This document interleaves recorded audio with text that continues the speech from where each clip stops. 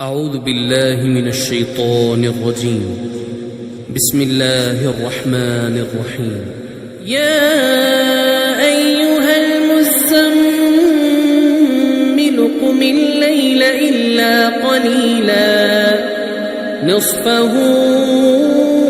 أو انقص منه قليلا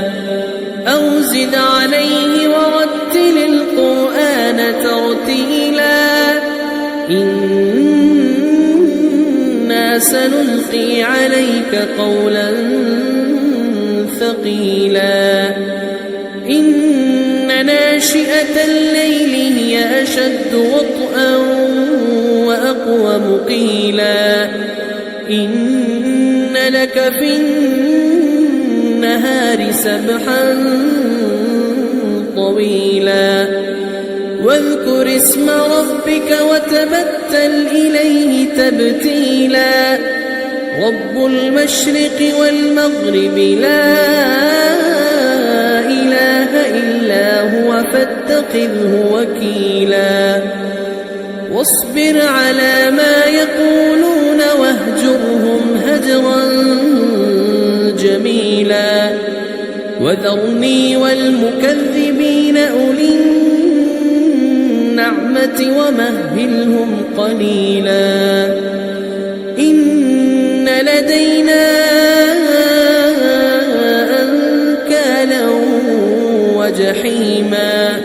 وطعاما ذا غصة وعذابا أليما يوم ترجف الأرض والجبال وكانت الجبال كثيبا مهيلا إنا أرسلنا إليكم رسولا شاهدا عليكم كما أرسلنا إلى فرعون رسولا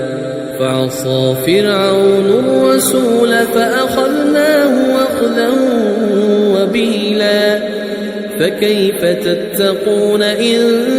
كفرتم يوما يجعل الولدان شيبا السماء منفطر به كان وعده مفعولا إن هذه تذكرة فمن شاء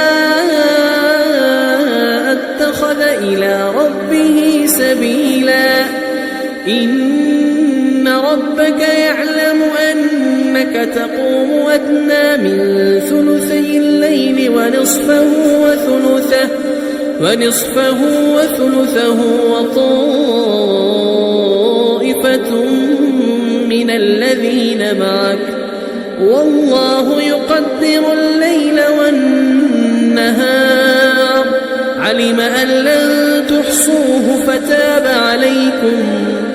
علم أن لن تحصوه فتاب عليكم فاقرؤوا ما تيسر من القرآن علم أن سيكون منكم مرضى وآخرون يضربون في الأرض يبتغون من فضل الله وآخرون يقاتلون في سبيل الله فاقرؤوا ما تيسر منه وأقيموا الصلاة وآتوا الزكاة وأقرضوا الله قرضا حسنا وما تقدموا لأنفسكم